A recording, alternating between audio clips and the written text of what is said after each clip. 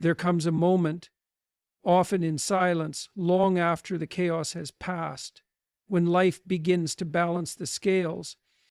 At first, it's quiet. There's no thunder, no dramatic collapse, just time, moving with the patience of justice. And in that slow turning of days, something sacred begins to unfold.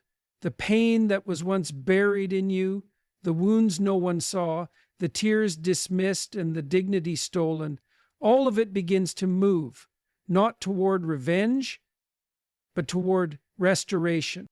Because pain is never just an event. It's a force, a message, a turning point. When someone causes harm, knowingly, carelessly, or out of the emptiness in their own soul, that pain doesn't vanish. It doesn't simply dissolve into your story and end there. It begins to live inside of time itself. And time, whether we like it or not, keeps perfect records. This isn't about punishment, it's about alignment, about the universe's quiet refusal to let cruelty go unanswered. And now the echo has started to return. The pain they inflicted is circling back. Pain as a boomerang of moral order. Pain has a strange way of traveling through time. It's not linear.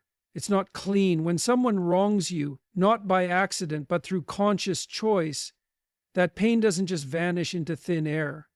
It embeds itself not only into your memory, but into the structure of reality itself. People think pain is just an emotional reaction, something you move past with enough distraction or denial. But pain, especially the kind that's unjustly inflicted, behaves more like a moral imprint. It doesn't disappear. It waits. It follows. And it returns, not to you, but to the one who set it in motion.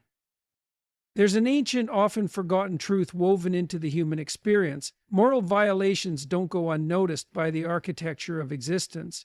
When someone hurts you without remorse, when they lie, manipulate, betray, or abandon, in a moment when love or loyalty was needed most, they violate something much deeper than a relationship.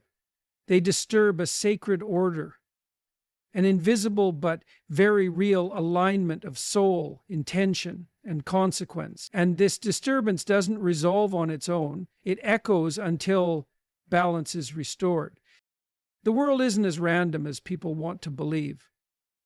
There's a rhythm to how energy flows between people, how intentions create impact, and how choices come with a hidden cost.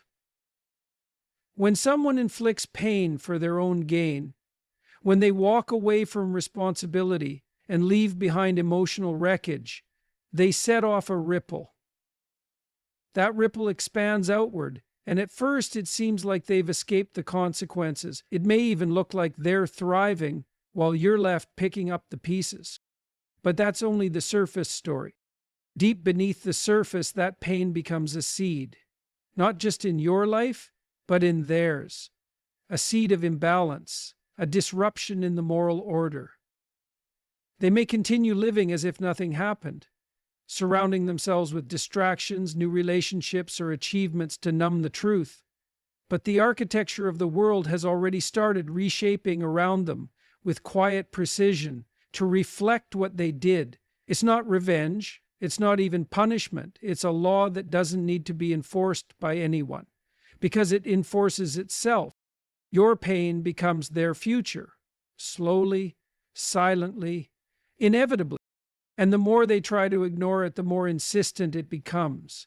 It shows up in broken connections, in restless nights, in the subtle decay of meaning in their lives.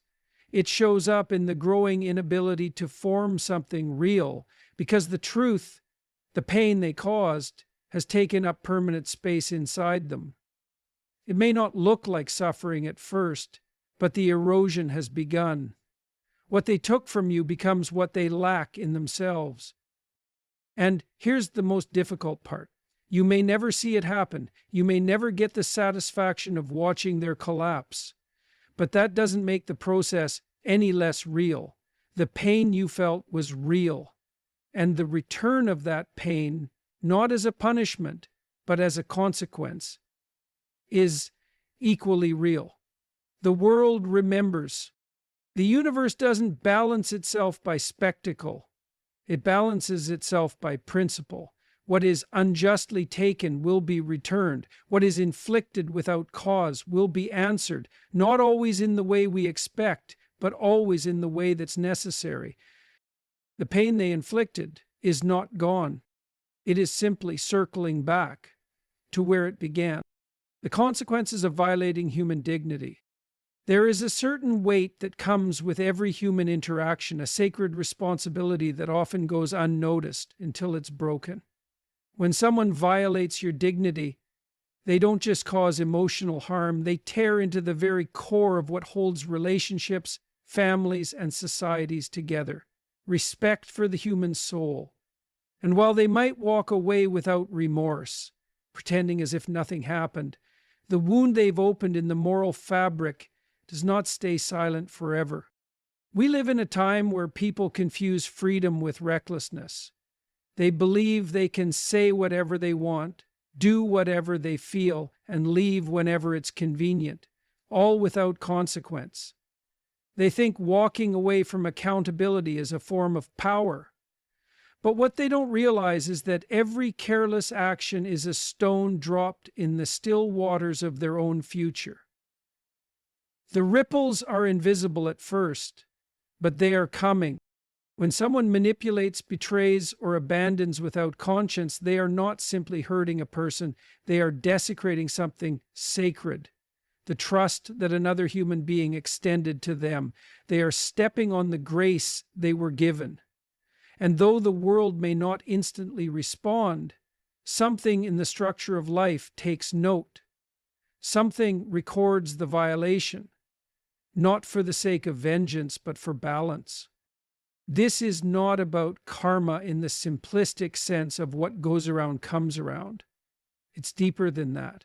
It's about the natural consequence that follows when you disconnect from integrity. When someone treats another human being as disposable, they are cutting themselves off from the very source of connection that gives life meaning. And in doing so, they begin to rot. Not outwardly, not all at once, but slowly, from the inside.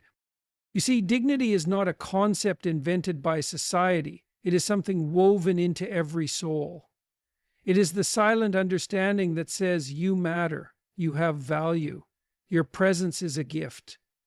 When someone disregards that, especially in moments of emotional vulnerability, they don't just violate you, they diminish themselves. They teach their own nervous system, their own psyche, that love can be used and discarded, and in time that belief turns on them.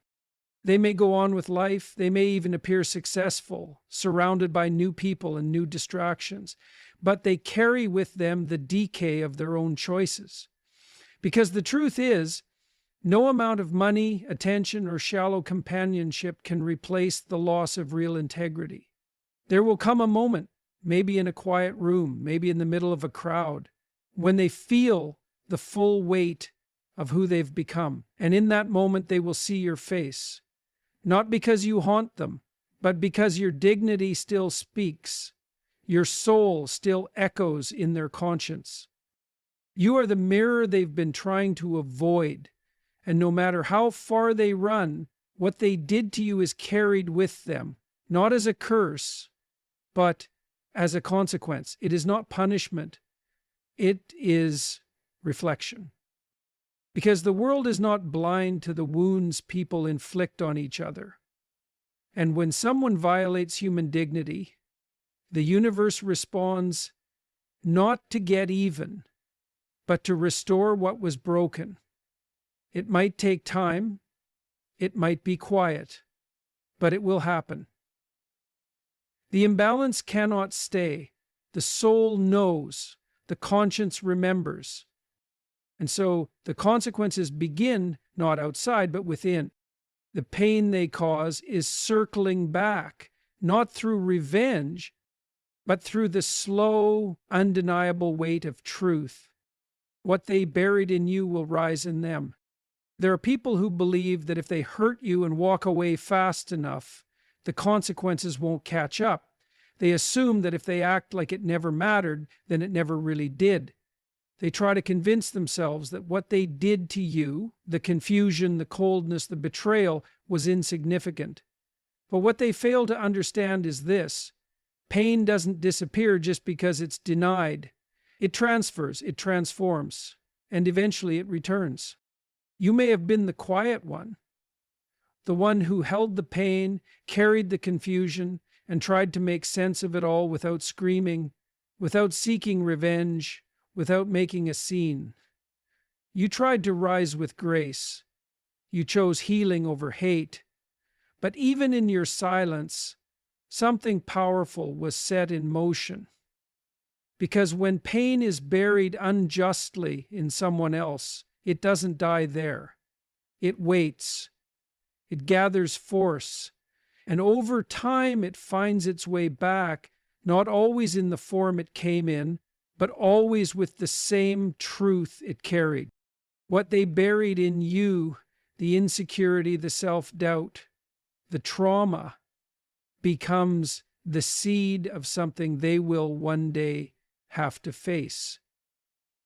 Not because you cursed them, not because you wished for their downfall, but because truth has gravity. Because injustice, when left unresolved, bends back toward the one who caused it. You see, when someone harms you, not just with actions, but with the intent to diminish your sense of self, they are sowing something spiritual. They may believe they're done with you. They may even say things like, "Get over it," or "It wasn't that serious." But in reality, they're not done. They've simply delayed the reckoning, because what they planted in your soul, intentionally or carelessly, is growing roots. And roots don't just grow downward, they grow outward through time, through memory, and eventually back to the one who planted them. You don't have to make this happen. You don't have to wish for it. Life is more precise than that. Life doesn't need your rage to balance what's been broken. It simply needs your truth to remain intact. And when it does, when you begin to heal, when you begin to rise, that healing becomes a mirror. The more you grow, the more you reflect back to them what they chose not to become. The more you find your peace, the more their own restlessness increases. Not because you harmed them, but because they can no longer escape the harm they caused. And that's the tragedy of all of this. They thought they were escaping you when they walked away. But what they didn't realize is they were walking straight toward themselves. And what they've buried in others, they will eventually have to face within. The betrayal they handed out will show up as trust issues in their own life. The manipulation they use to gain control will one day leave them unable to feel safe around anyone. The silence they gave you in your darkest hour will become the silence they hear in their own. This isn't revenge, it's reflection. It's the soul's way of saying nothing goes unseen. What they tried to erase from your life will be written into theirs, not because you wished it, but because life completes its circles. The truth will always rise, whether through your healing or through their unraveling. What they buried in you will rise in them. Time is the judge nobody escapes. Time has always been misunderstood. People think of it as distance, as something to outrun, as if enough weeks, months, or years can dissolve the weight of what's being done. But time is not an escape. It is not a cover for what was broken or betrayed. Time is a judge, and not just any judge. It is the most thorough, the most precise, and the most patient witness to everything we do, especially to one another. When someone hurts you and walks away as if nothing happened, they think time is on their side. They assume that with each passing day, what they did to you fades further into irrelevance. But that is not how time works. Time does not forget. It stores, it reveals, it exposes, and most of all, it waits. At first, it might look like they've succeeded in leaving it all behind. While you're struggling to heal, they may appear untouched, posting smiles, chasing distractions, gathering attention. From the outside, it might seem like they won, but what time reveals is far more powerful than what appearances suggest, because time doesn't just track what people do, it tracks who they become as a result of what they've done. And what they become is always a direct reflection of the choices they made or avoided along the way. And when someone chooses betrayal over honesty, manipulation over transparency, abandonment over accountability, they are making a deposit into a future they have not yet lived. In the present moment, they may feel powerful, unbothered, justified, but time doesn't respond to feelings, it responds to truth. And truth always survives. There is a slow, quiet power in how time works. It never forgets a lie. It never overlooks the moment someone turned their back on a person who would have stood by them forever. It doesn't skip over the tears someone cried alone after being discarded without a word. It watches and it remembers. Time is not emotional. It's not reactive. It's not vengeful, but it is just. And justice, real justice, doesn't need to be loud to be complete. People often ask, will they ever feel the weight of what they did? And the answer is yes. Not always in the way you might imagine, but always in the way they are least prepared for. Because time has a way of constructing mirrors in unexpected places. One day, often when they least expect it, they'll find themselves in a moment where they're asking for the very thing they once denied you. Honesty, loyalty, compassion, forgiveness. And in that moment, the silence they gave you will return, not because someone else is being cruel to them, but because they've taught life and themselves that such silence is acceptable. Time is not cruel. It is clarifying. It strips away illusion. It reveals patterns. It brings to the surface the truth that people try to bury under avoidance, pride, or performance. And eventually, it introduces them to a version of themselves they can no longer outrun. The longer someone refuses to face what they did, the more deeply time carves the lesson into their life. It might show up as failed relationships, as internal unrest, as the inability to build anything real, because nothing built on denial can last. What was once done in secret will show up in their public life, not as scandal, but as struggle, not as punishment, but as pattern. Time gives everyone what they've earned and what they've avoided. And this is why your role isn't to make them pay. Your role is to keep becoming. Let time handle the rest. You don't have to wait for their collapse to validate your pain. You don't need their apology to prove you were right. The weight of what they did already belongs to them. And time, unflinching and patient, is already carrying it forward. Because the truth doesn't vanish. It waits, it travels, it grows. And then when the moment is right, it stands before them in the form of consequences they cannot negotiate their way out of. It's in the loss of peace, the loss of connection, the loss of trust they can never fully earn again, not because people won't give it, but because they no longer know how to receive it. Time is not a punishment. It is a mirror, and eventually everyone meets themselves in it. The pain they inflicted? It's moving through time, not to disappear, but to find its way back. Their awakening will be built from the debris they caused. There is a peculiar turning point in the story of someone who has caused deep emotional harm. It doesn't come right away. It doesn't announce itself with thunder. It arrives quietly, often in moments when everything else seems to be going right for them, when the noise of distraction is high and the echo of conscience is low. And yet, the reckoning still comes. It begins as restlessness, a vague internal discomfort that they can't explain.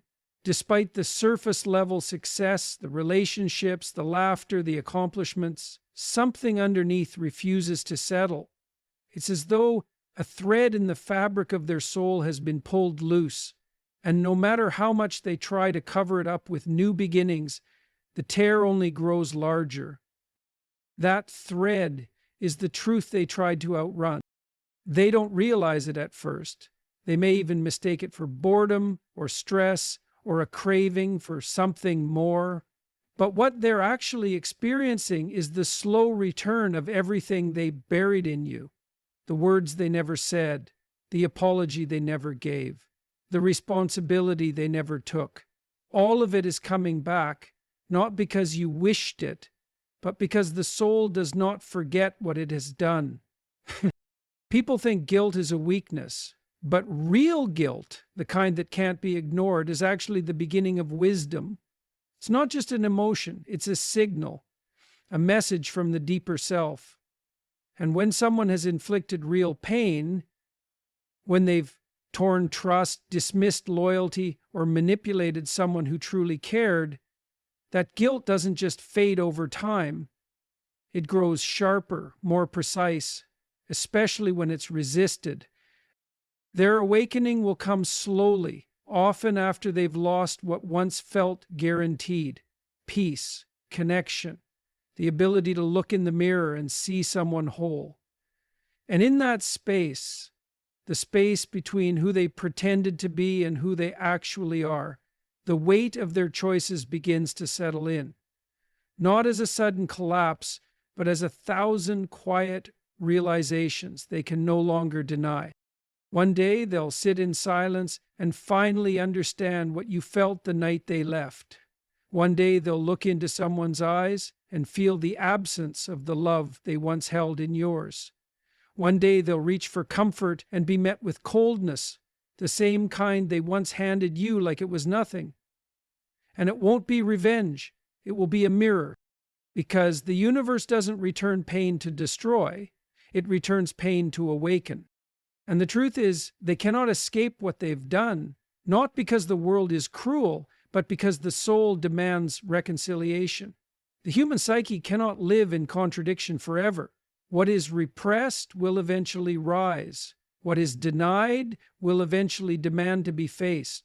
And the pain they tried to pass on to you will become the burden they have to carry, until they finally recognize it for what it is, the truth of who they became and the damage they caused along the way.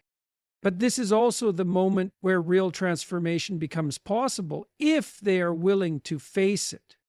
Not everyone will. Some will continue to run, continue to deflect, continue to build a life that looks strong on the outside but crumbles in the quiet hours.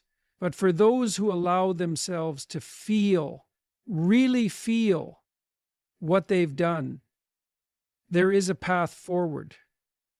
And that path is not paved with excuses, it's paved with accountability. The greatest transformations are born from the greatest collapses. When the facade finally breaks, when the games no longer work, when there's no one left to blame, that's when something sacred can begin.